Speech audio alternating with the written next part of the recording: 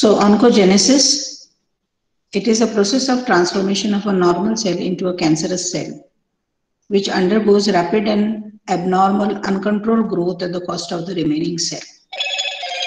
So transformation of normal cell into a cancerous cell. This statement is very important. Transformation, it takes place of a normal cell. And what happens? The cancerous cell, which has been transformed from a normal cell, it undergoes a rapid, abnormal, uncontrolled growth. This cell which has been transformed, it is now no longer a normal cell, therefore it has the property of rapid, abnormal, uncontrolled growth, and this results in the production of a mass of the cells which is known as tumor, or which is known as cancer, or which is a neoplastic growth. So if the human body is considered, it is made up of trillion billions of cells, and which you can imagine that the number is very high, and each of this cell, it has to be divided. This division of the cell is required by the body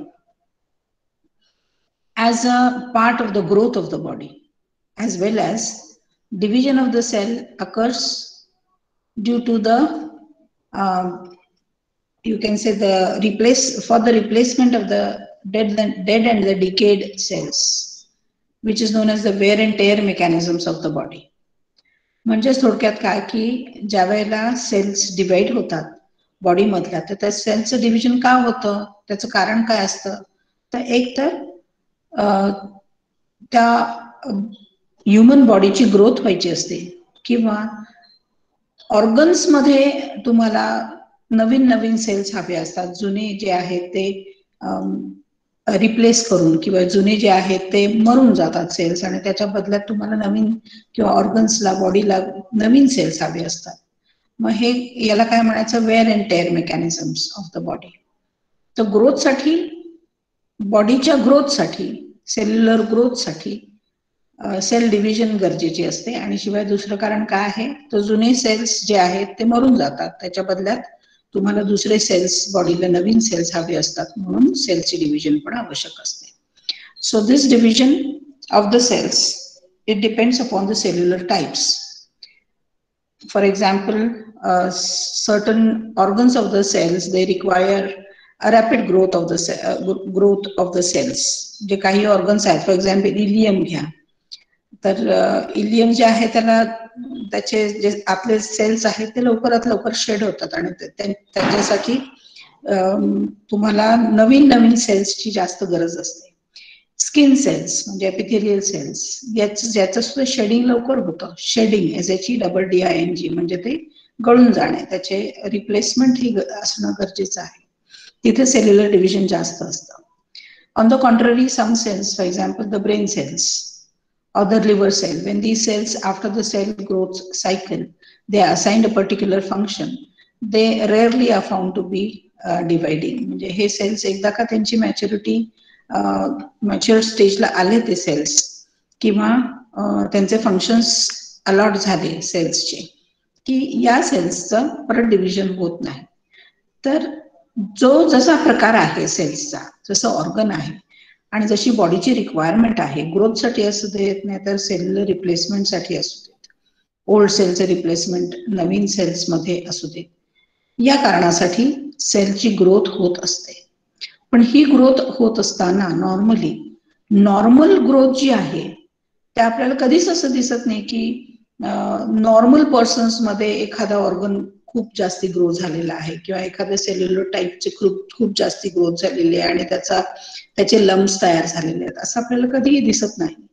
this is a property of the normal cells. That is the normal cells, they follow certain rules and regulations of the cell cycle. Cell division, it is carried through the cell cycle. हे आपण नंतरच्या लेक्चरला पाहिलेलं आहे, where we connected oncogenesis and cell cycle. And how the checkpoints are maintained in the cell cycle. So the normal cells, they obey all the rules and regulations of the cell cycle, and they grow at a specific pattern required by the body. The amount of cells that are required, only those many cells are formed by the body. These cells, they stop their growth after a specific number of cells is formed. म्हणजे एखाद्या ठिकाणी जर 10 cells हवे असतील किंवा 50 cells हवे असतील तर तेवढे 50 सेल्स झाल्यानंतर पुढे त्या सेल्सची डिव्हिजन होत नाही, थांबते ती तिथे. आणि हे कंट्रोल मेकॅनिझम्स असतात सेल सायकलचे. या कंट्रोल मेकॅनिझम्स आहेत ते मॉलिक्युलर मेकॅनिझम्स आहेत आणि ते त्याचे पाथवेज वेगवेगळे आहेत. तर ही एक प्रॉपर्टी झाली नॉर्मल सेल्सची. आणि दुसरी प्रॉपर्टी काय आहे की the cells as they are created as newer cells, as the body has the capacity of creating new cells, the body also has mechanisms or pathways where specific cells are destroyed by the body, and this destruction of the cells is necessary to replace the older cells by the newer cells. म्हणजे जोपर्यंत जुने cells हे destroy होत नाही, जुने cells हे निघून जात नाहीत बॉडीमधून, तोपर्यंत त्यांची जागा ही नवीन सेल्स घेऊ शकत नाही. पण हे डिस्ट्रक्शन कोण करतं सेल्सचं, किंवा सेल्सचं डिस्ट्रक्शन कसं होतं ह्याचे पण आणखीन परत वेगवेगळे पाथवेज आहेत किंवा मेकॅनिझम्स आहेत. पण थोडक्यात आता आपण असं लक्षात घेऊयात की जसे सेल्स नव्यानं तयार होतात, बॉडीला जशी आवश्यकता असते ग्रोथसाठी किंवा ग्रोथ रिप्लेसमेंटसाठी किंवा काय म्हणायचं वेअर अँड टेअर मेकॅनिझम्सनी डेड सेल्सच्या रिप्लेसमेंटसाठी, तसंच जशी ग्रोथ होते तसंच सेलचं डिस्ट्रक्शन पण होतं. आणि या मेकॅनिझमला काय म्हणतात, अपॉप्टोसिस. तर हे दोन्ही मेकॅनिझम्स बॉडीमध्ये असतात नॉर्मल सेल्समध्ये. आणि या मेकॅनिझम्सचे वेगवेगळे पाथवेज आहेत की ज्याच्यामध्ये अनेक प्रोटीन मॉलिक्युल्स आहेत, अनेक सिग्नलिंग मॉलिक्युल्स आहेत, अनेक मॉलिक्युलर मेकॅनिझम्सनी हे पाथवेज गव्हर्न केले जातात. तर हे झालं नॉर्मल सेल्सच्या बाबतीत. पण नॉर्मल सेल्स मध्ये असे काही चेंजेस घडून येतात जेनेटिक लेवलवरती म्युटेशन्सनी की these normal cells they now are transformed into cancerous cells. आणि मग कॅन्सरस सेल्सचे आपण जवळजवळ 15-16 कॅरेक्टरिस्टिक्स बघितलेले आहेत माझ्या कॅरेक्टरिस्टिक्स ऑफ कॅन्सरस सेल्सच्या ऑनलाईन लेक्चर्समध्ये. तर ट्रान्सफॉर्म सेल्समध्ये हे वेगवेगळे प्रॉपर्टीज येतात की जे नॉर्मल सेल्सपेक्षा वेगळे असतात, डिफरंट असतात. मग हे प्रॉपर्टीज येण्याचं कारण काय आहे तर जेनेटिक चेंजेस. आणि हे जेनेटिक चेंजेस ट्रान्सफॉर्म सेल्समध्ये येतात त्याची अनेक कारण आहेत. त्याचे म्युटेशन्स होतात जीन्समध्ये किंवा डीएनए मध्ये, आणि त्या म्युटेशन्समुळे नॉर्मल सेल्स याचे ट्रान्सफॉर्मेशन होतं कॅन्सरमध्ये. आणि म्युटेशनमुळेच या कॅन्सर सेल्समध्ये वेगवेगळ्या आपल्याला प्रॉपर्टीज दिसतात. आणि सगळ्यात महत्वाचं प्रॉपर्टी कोणती आहे तर म्युटेशन्समुळे cell, transform cell, it you can say it loses the property of controlled growth. जे नॉर्मल सेल्स मध्ये दिसतं कंट्रोल ग्रोथ दिसते, जेवढे शरीराला आवश्यक आहे तेवढेच सेल्स करण्याची जे सेल्युलर मेकॅनिझम्स आहेत त्यांना रिस्पॉन्ड करण्याची कॅपॅसिटी या सेल्स मध्ये असते. पण कॅन्सरस सेल्स मध्ये मात्र कोणत्याही पाथवेला, कोणत्याही मॉलिक्युलर मेकॅनिझम्सना हे ट्रान्सफॉर्म सेल्स दाद देत नाहीत. ट्रान्सफॉर्म सेल्समध्ये ही एक खूप महत्वाची प्रॉपर्टी इनकॉर्पोरेट केली जाते म्युटेशन्सद्वारा की हे ट्रान्सफॉर्म सेल्स काय करतात की ते डिवाइड होत सुटतात, डिव्हिजन रिडिव्हिजन होत राहते त्यांची. आणि मग सातत्याने एका प्रकारची सेल जर वाढत राहिली, एक टिश्यू जर वाढत राहिला तर नॅचरली हा वाढून वाढून वाढून त्याचा साईज वाढतो, त्याचा नंबर वाढतो आणि नंतर मास त्याचा तयार होतो. मग हा असा अनवॉन्टेड ग्रोथ चा जो मास तयार होतो त्यालाच आपण काय म्हणतो, ट्युमर म्हणतो, त्यालाच आपण काय म्हणतो, कॅन्सर म्हणतो. लक्षात आलं? So we can say here the a normal cell, it is transformed into a cancerous cell which undergoes rapid, abnormal, uncontrolled growth at the cost of remaining cells. Naturally, हे ज्या वेळेला ग्रो होतात सातत्यानं त्यांचा growth रेटही खूप जास्त असतो, त्यावेळेला जे काही न्यूट्रिएंट्स असतील ते न्यूट्रिएंट्स आजूबाजूचे जे न्यूट्रिएंट्स असतील ते एवढ्या स्पीडीली घेतात, एवढ्या फास्ट ग्रो होण्यासाठी न्यूट्रिएंट अपटेक पण या कॅन्सर सेल्सचा जास्ती असतो. त्यामुळे इतर सेल्सला पाहिजे एवढे न्यूट्रिएंट्स मिळत नाहीत आणि इतर सेल्सवरती त्याचा परिणाम होतो, एक तर न्यूट्रिएंट अपटेकमुळे आणि नंतर परत कॅन्सर सेल्स सुद्धा काही एन्झाईम सिक्रीट करतात की जेणेकरून इतर सेल्सला ते मारक ठरतात. So at the cost of remaining cells. So this is in general the definition of oncogenesis. We will further see the different kinds of cancer. This is in general a common mechanism of the cancer classification, or not classification, you can say different kinds of cancer. तर कॅन्सरचे प्रकार हे साधारण आपण basic तुमचं जे आहे basically आपण एवढे प्रकार आपण पाहूयात. That is there are cancers, some common carcinomas, that is the lung carcinoma or the lung cancer, breast cancer in women, colon cancer, cancer of the bladders, prostate gland cancer which is present in the men. Then we have the leukemias which are present in the bloodstream, lymphomas which is the cancer of the lymph nodes. हे सगळं आपण पुढच्या classification मध्ये पाहणार आहोत. And some common carcinomas, sarcomas of the fat and the bone. Now, with this background, we will shift to the classification of the cancers.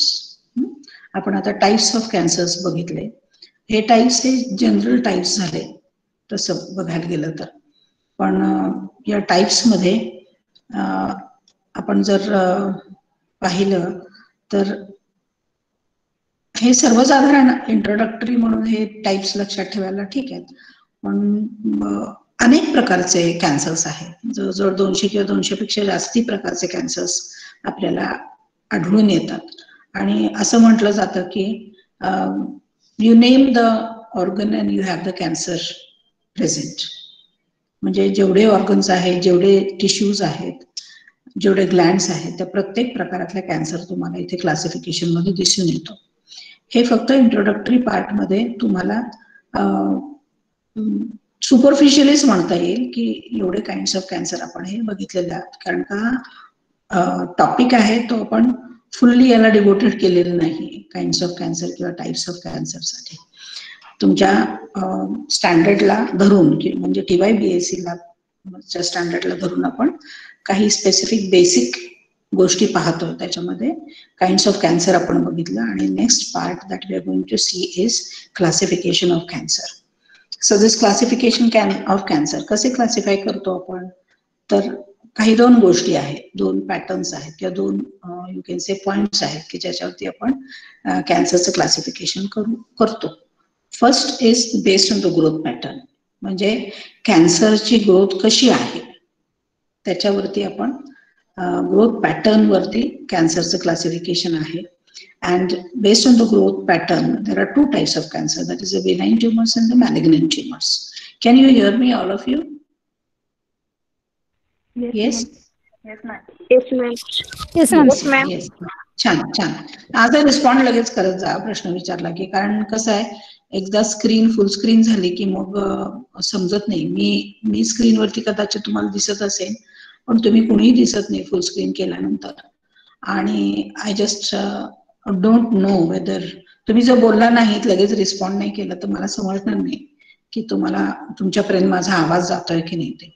Okay, so coming to the point again, based on the growth patterns, there are two types of cancer, that is the benign tumors and the malignant tumors. Benign tumors, we will see. Benign याचा शब्दशः अर्थ काय आहे की झोपलेला, sleeping condition, dormant condition. Benign tumors.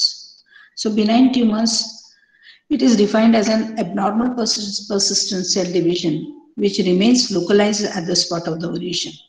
Okay, so the growth आहे, cellular growth आहे, extra growth आहे, पण ही काय आहे, लोकलाइज्ड आहे. जिथे ग्रोथ तयार झालेली आहे तिथेच ती थांबलेली आहे. It does not spread. It remains localized. Therefore, it is known as benign tumors. It does not spread because such a growth is covered by lamina, covered by a connective tissue, covered by a membrane which is known as lamina, and therefore this cannot spread out. याचं spreading शक्यतो होत नाही. So as these what's म्हणजे आपण मराठीतून काय म्हणतो त्याला, चामखीळ. वॉट्स या शब्दाचा अर्थ मराठीतून काय आहे, वॉट्स म्हणजे काय, चामखीळ आपल्या जे स्किनवरती येतं ते warts. So warts, you can say danger situation of these warts depends upon the presence of the warts, depends upon where they are present. If such type of outgrowths, warts or benign tumors, if they are present in brain वरती जर अशा गाठी आल्या, tumours असे जर आले, तर निश्चितपणानं brain हा कसा आहे की ब्रेन वरती अनेक सेंटर्स असतात आणि कोणताही एका सेंटरवरती किंवा कोणत्याही एका स्पॉटवरती विच कॉन्कर्स और which is responsible for specific function, इथे जर असं जर ट्युमर येत असेल तर नॅचरली तो फंक्शन, ब्रेनचा तो पार्ट, फंक्शनिंग पार्ट हा व्यवस्थित फंक्शनिंग करत नाही. उदाहरणार्थ ब्रेनच्या तुमचा असा पार्ट आहे की जो तुमचं विजन हे करतो, काय म्हणतो, डिझाईन करतो, की विजन त्याच्यावरती अवलंबून आहे, त्या पार्टवरती, किंवा तुमचं हिअरिंग सेन्सेशन अवलंबून आहे त्या पार्टवरती, ब्रेनवरती. तर अशा सेंटर्सवरती जर ग्रोथ असेल, बिनाइन ट्युमर्सची जो ग्रोथ असेल, तर निश्चितपणानं तुम्ही ऐकून पण असाल की ब्रेन ट्युमर आहे, मग तो ऑपरेट केला, तो एक्सरसाइज केला, पण एक्सरसाइज केल्यानंतर सुद्धा काही म्हणजे फारसा फरक पडला नाही. ते सेंटर्स जे आहेत, म्हणजे पेशंटला इतर जे काही गोष्टी आहेत की दिसायला कमी लागलं किंवा ऐकू येत नाहीये, हे जे सिम्पटम्स असणार आहेत ते एक्सिजन नंतर सुद्धा राहतात जर इम्पॉर्टंट ऑर्गन्स मध्ये असतील तर. म्हणजे बिनाइन ट्युमर्स कुठं प्रेझेंट आहेत याच्यावरती त्याचा धोका अवलंबून असतो. हार्टमध्ये प्रेझेंट असतील तर निश्चितपणे हार्ट फंक्शनिंग वरती त्याचा परिणाम होणार आहे. किडनीज वरती असेल तर किडनी फंक्शन वरती त्याचा परिणाम होतो. पण हे जर चामखीळ किंवा बिनाइन ट्युमर्स जर स्किन सरफेस वरती असेल आणि हे जर वाढत नसतील तर त्याचा काही धोका फारसा आपल्याला जाणवत नाही. फक्त काय ते दिसायला थोडस विचित्र दिसतंय, याच्या पलीकडे काही फार मोठा धोका असतो अशातला भाग नाही. So benign tumours, the dangerousness of these benign tumors, it depends upon the locality, upon the organ in which these tumors are formed. One more thing is that these benign tumors, they can be excised. म्हणजे काय, हे आपण घरगुती उपायाने सुद्धा तुम्ही बघत असाल की चामखीळ काय केलं की असं बेसिकली हे उपटून टाकलं गेलं, एक्सरसाइज केलं किंवा जाळून टाकलं, असे काही काही प्रकार करत असतात. आपण कॉमनली हे करतो. किंवा हे जे लॅमिनाने कव्हर झालेलं आहे तो काय करतो, थोडासा जास्ती मोठा चामखीळ असेल तर दे कॅन बी ऑपरेटेड. म्हणजे ऑपरेशन करून हे आपण एक्सरसाइज करून टाकू शकतो, काढून टाकू शकतो. पण समजा जर हे बिनाइन ट्युमर्स पूर्णपणाने निघाले नाहीत, त्याचे सेल्स जर एक्सरसाइज झाले नाही, तर असं म्हणतात की थोडेसे जे उरलेले सेल्स जे असतील इथे, रेमिनंट्स असतील किंवा टीज्ड सेल असतील, की आपण काय केलं, ह्या सेल्सला थोडंसं चिडवल्यासारखं केलं काढल्यामुळं, तर हे जे सेल्स उरलेले असतील तर ते उरलेले सेल्स बाय अननोन मेकॅनिझम्स ते काय करतात, त्याचं त्याचं आणखीन खूप मोठे स्पीडिंग अप होऊ शकतं आणि this may form a larger size of tumours. So benign tumors, if are not excised properly, they can be converted into malignant tumors by some unknown mechanisms. They may be converted. It is not always that they are converted, but they may be converted from benign to malignant tumors. Next is the malignant tumors, the cells that malignant tumors. Now, the definition, it is malignant means spreading of the tumors, malignancy. That is excessive spread of the tumors.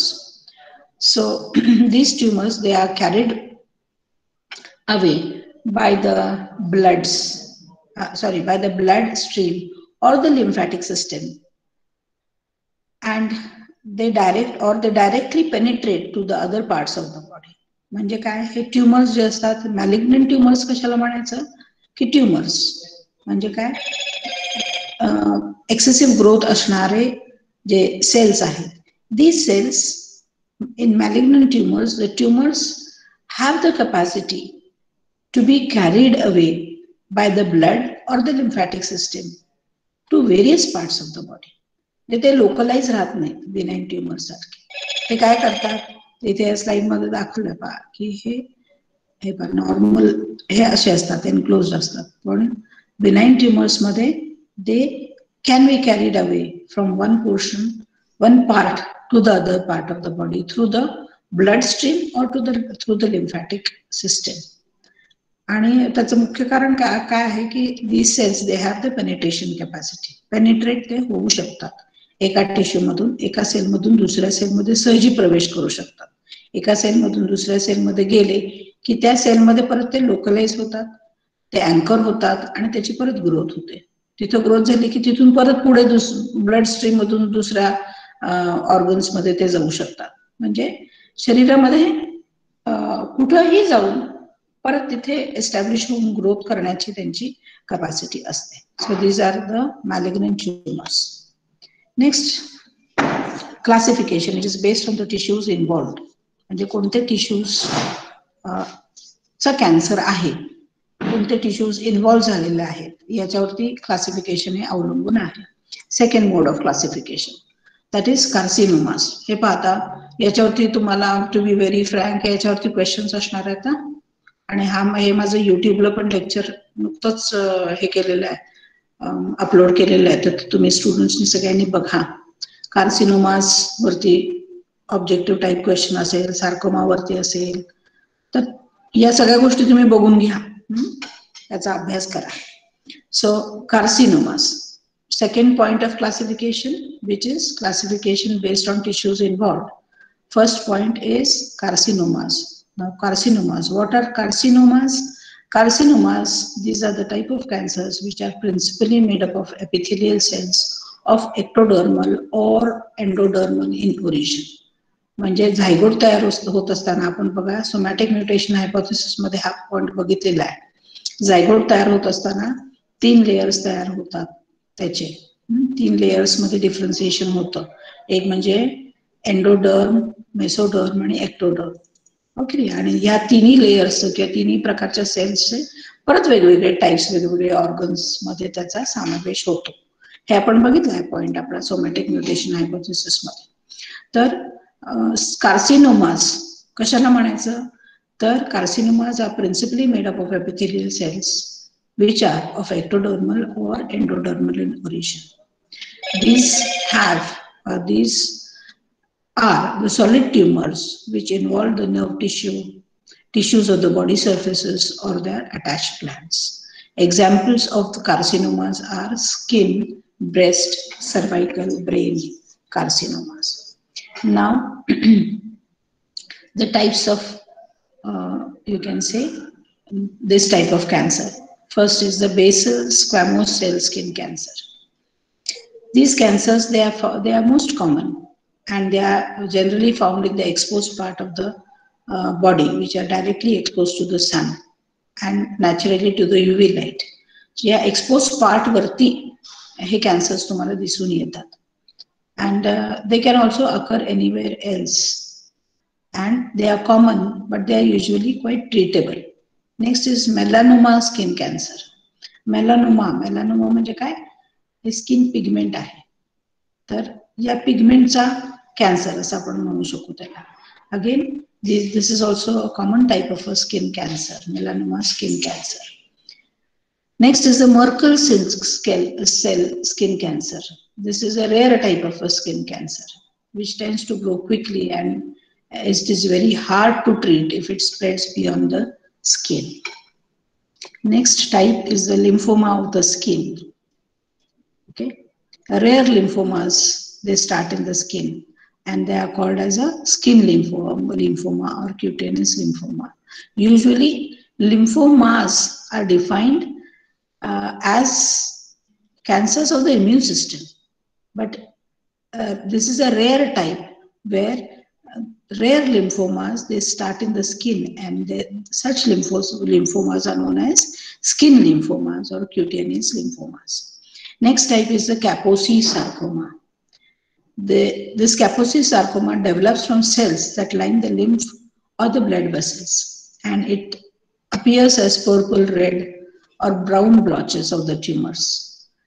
And they can occur in the lymph nodes, lung, or the digestive tract also. It occurs on skins, mucosal surfaces, and inside the mouth. So we will see the figures which will give you idea about the types of the cancer and how they look. So just giving you the description, म्हणजे फक्त description तुम्हाला द्यायचं की असे असे प्रकारचे cancers असतात. तर तुम्ही हे फोटोग्राफ्स पण बघून घ्या. पण एक लक्षात घ्या की हे फोटोग्राफ्स म्हणजे it is just a glimpse. Okay, म्हणजे हे फक्त तुम्हाला काय एक छोटीशी आयडिया देण्यासाठी आहे. कॅन्सरचे पेशंट्स आणि कॅन्सरचे टाइप्स आपण पाहू शकणार नाही, इतके ते भयानक असतात. म्हणजे खरोखरच असं काळीच द्रवतं अशा पेशंट्सला पाहून. पण then this is life. If one is ill of cancer, you generally malignant cancers are not, you can say, treatable. The malignancy ekda aali ki some patients may respond to chemotherapy or radiation therapy, but then again या गोष्टी फार rare असतात किंवा chance फेनॉमेनन असं म्हणता येईल. पण इथे काय मी तुम्हाला पिक्चर्स याच्यासाठी दाखवले की तुम्हाला एक आयडिया यावी. नुसतंच डिस्क्रिप्शन अशा प्रकारचे कॅन्सर्स असतात हे बघून तुम्ही इमॅजिन करू शकणार नाही.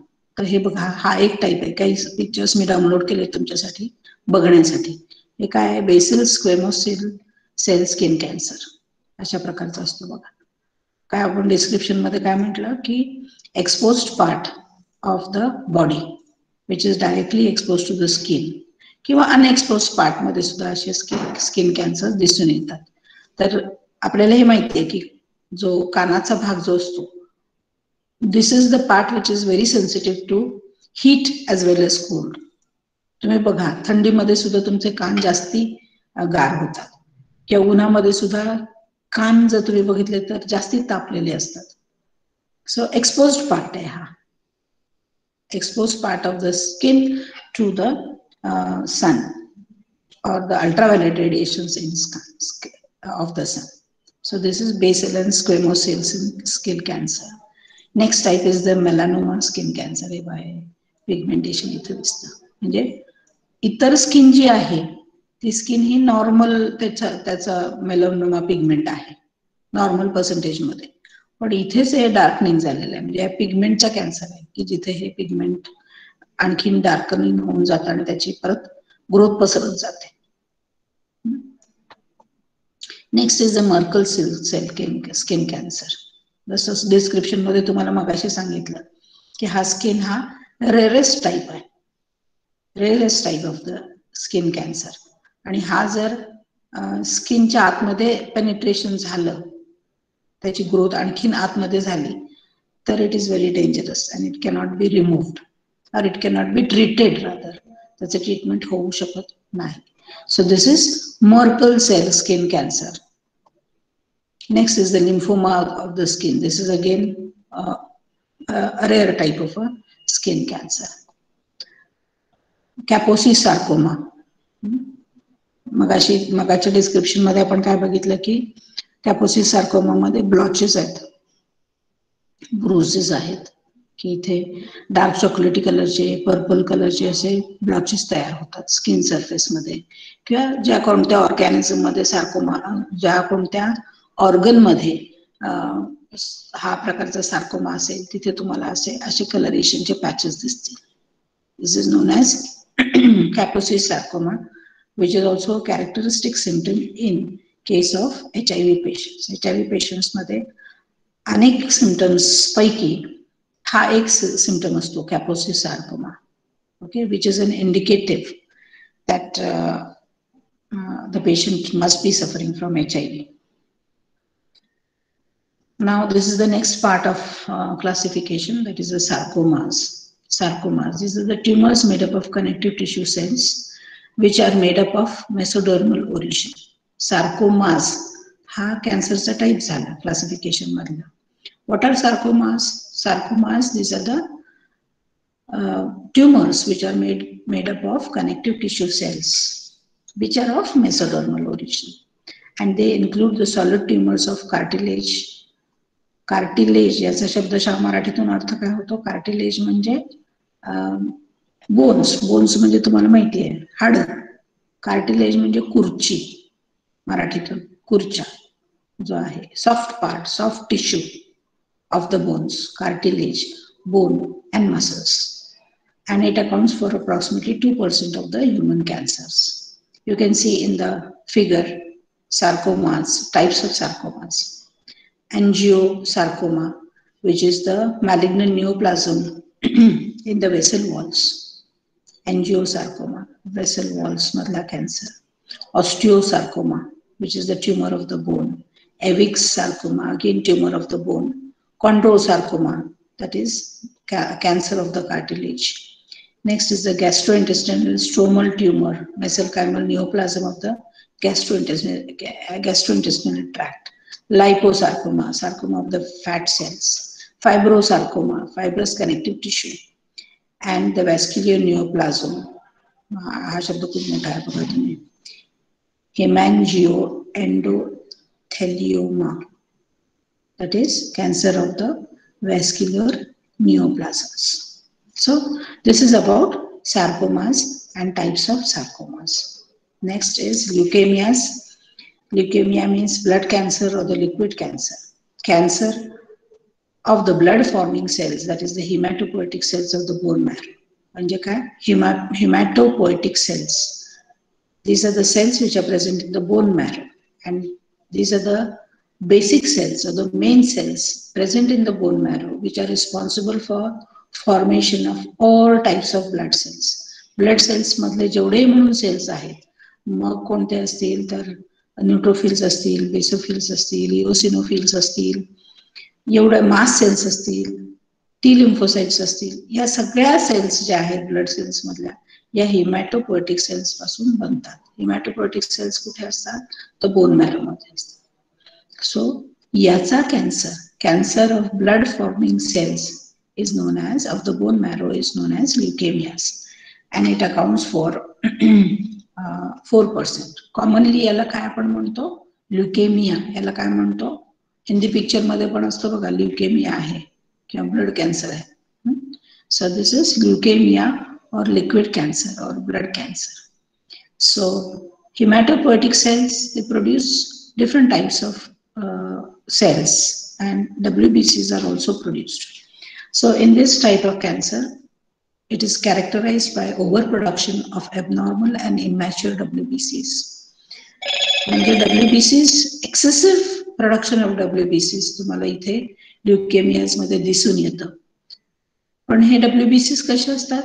तर हे नॉर्मल WBCs नसतात, हे इमॅच्युअर WBCs असतात, आणि इमॅच्युअर असल्यामुळे ते ॲबनॉर्मल पण असतात. पूर्ण क्षमतेने एखादी सेल तयार होणं आणि तिचं फंक्शन होणं हे वेगळं, पण नुसते सेल्स तयार होणं आणि ते पण इमॅच्युअर तयार होणं म्हणजेच ॲबनॉर्मल तयार होणं हे वेगळं.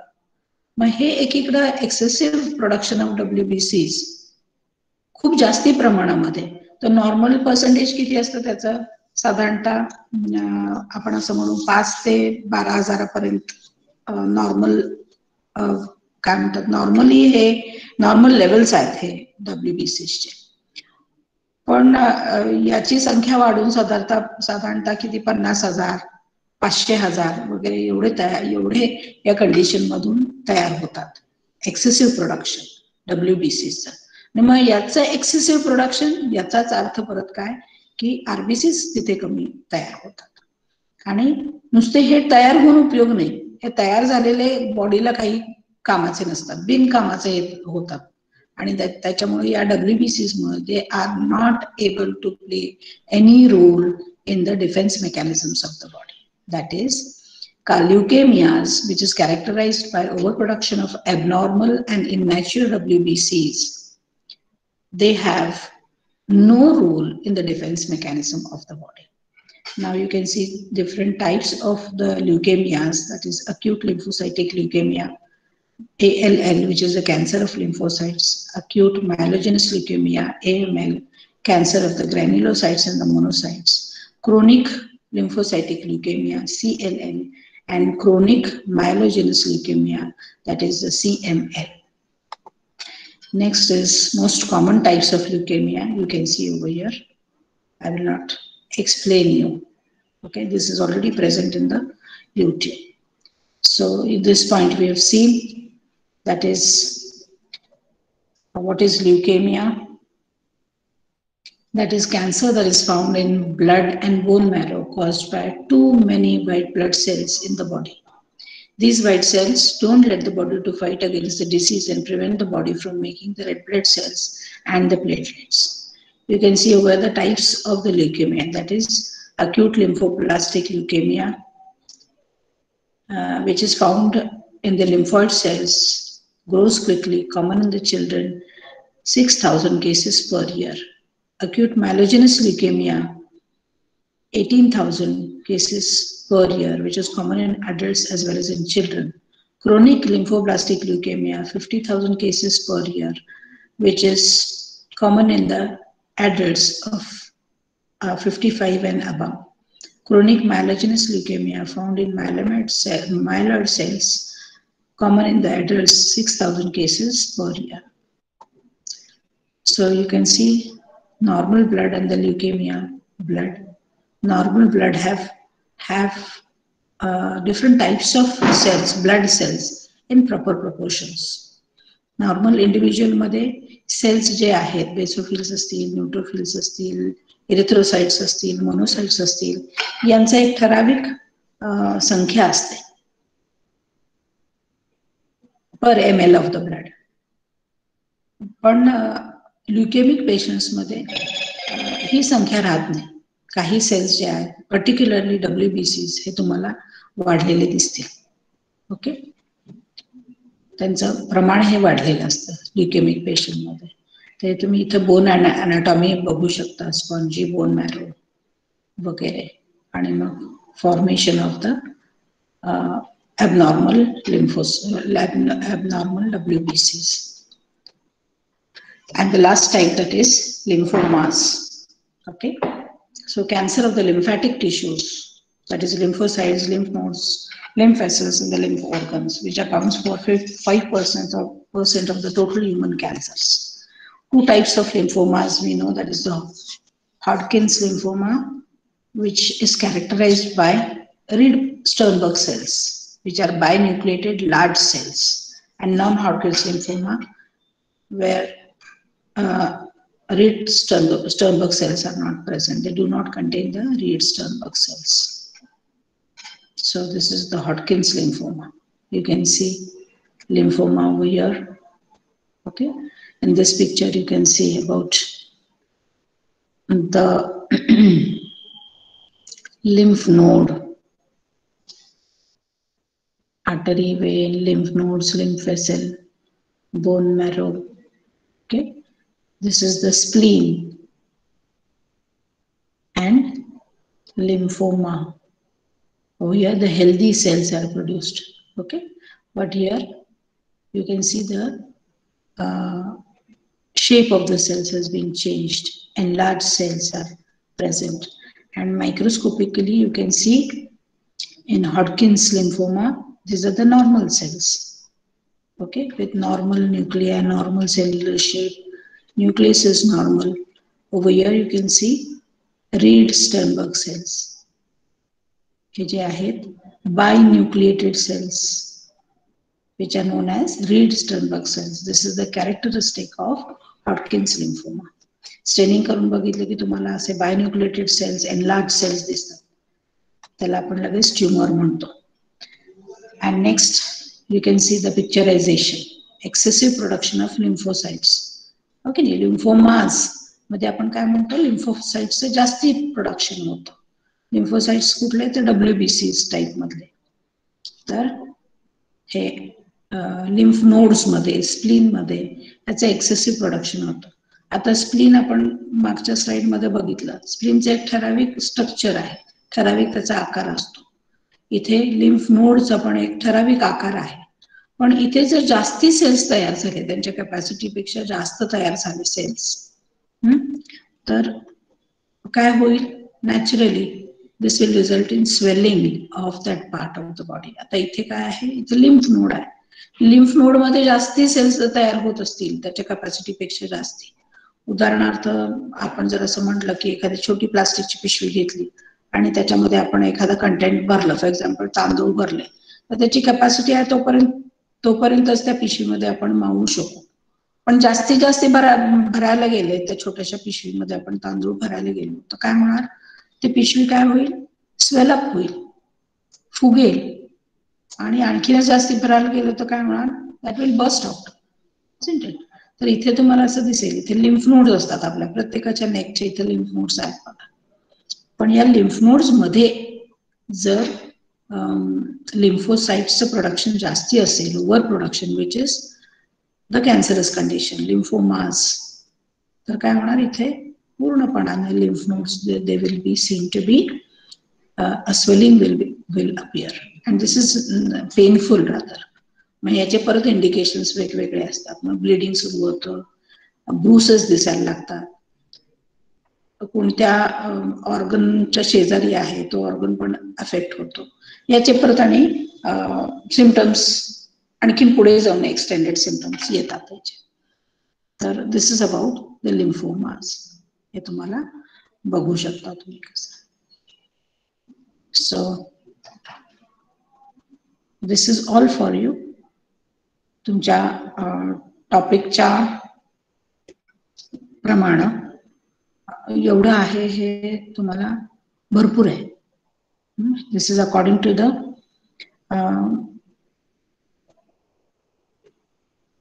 classification, this is according to your you can say the syllabus of the oncogenesis and classification of the cancer. As I told you that I've shared you the PPT of oncogenesis and cell cycle, isn't it? तुम्ही जर तुमच्या Google Classroom वरती तुम्ही connect होताय ना? Yes? Yes ma'am, केलंय check. हा, माझी PPT मी बरेच दिवस झालं ऑन्कोजेनेसिस आणि सेल सायकल वरच टाकलेली आहे. आणि ही जी PPT आहे, cell types, sorry, oncogenesis and types of cancer, ही PPT युट्यूबला आताच आलेली आहे. तर ती प्रत्येकाने बघा. स्टुडंट्स हे साधारण 62-63 आज आहेत. ओके, पण तरी ही संख्या कमी नाही वाटत तुम्हाला? 70-75 ऍडमिशन आहे तुमची. So I think that I have covered the topic as per your request. This topic was taken again. This topic was repeated for those who were not there. कारण हा टॉपिक हा इंट्रोडक्टरी टॉपिक असल्यामुळे आपण पहिल्यांदा घेतलेला होता, म्हणजे अगदी सुरुवातीला. तर त्यावेळेला सगळे काही नव्हते आणि मग तुमच्या डिमांडवरून हा टॉपिक आपल्या परीक्षेला पण इन्क्लुडेड आहे. तर तो तुम्हाला समजायला हवा. तुमच्या म्हणण्यानुसार हा टॉपिकचं आपण परत एकदा रिव्हिजन घेतलेला आहे. So hope you have understood the topic. Leave the comments in the chat box. Yes ma'am, yes ma'am असं नको, टॉपिक समजला का नाही हे तुम्ही टाका आणि YouTube वरती आणखीन तुम्हाला किती वेळा तुम्हाला बघू शकता तुम्ही. YouTube वरती अपलोडेड आहे, मी ती लिंक शेअर करेन. ओके, तर येस, तुमचं हे लगेच येईल आता एक्झामिनेशन लगेच येईल. तुम्हाला एक्झामिनेशनचे डेट्स दिलेले आहेत का किंवा दिले जातील तुम्हाला? पण आहेत, लगेच एक्झाम्स आहेत तुमच्या. त्यानुसार तुमचे एक्झामिनेशनच्या नुसार सुद्धा तुम्ही ते पीपीटीज बघू शकता आणि अभ्यास करू शकता. ऑब्जेक्टिव्ह टाईपचे क्वेश्चन्स आहेत. So ma'am, what was the point after this point म्हणजे काय? ऋतू शेलार, काय म्हणायचंय बाळा तुला? ऋतू, मॅम हा जो पॉइंट झाला ना कुठला ग? आत्ताचा क्लासिफिकेशनचा, त्यानंतर कॅरेक्टरिस्टिक्स ऑफ कॅन्सर हा पॉइंट झाला का? हा हा, माझं दुसरं पुढचं लेक्चर का? हो, कॅरेक्टरिस्टिक्स ऑफ कॅन्सरस सेल्स, त्यातले 15-16 कॅरेक्टरिस्टिक्स आपण बघितलेले आहेत. ओके, म्हणजे आमच्याकडे आता सगळे झालेले आहेत लेक्चर. हा म्हणजे हाच नव्हता फक्त झालेला. हा, ठीक आहे, ठीक आहे, चालेल चालेल. दुसऱ्या मॅडम आता जॉईन होतात, 12:30 झालेले आहेत. तर so I will leave now. Okay, जर काही अडचण असेल तर व्हॉट्सअप ग्रुपवरती तुम्ही कॉन्टॅक्ट करू शकता मला. Okay, then see you.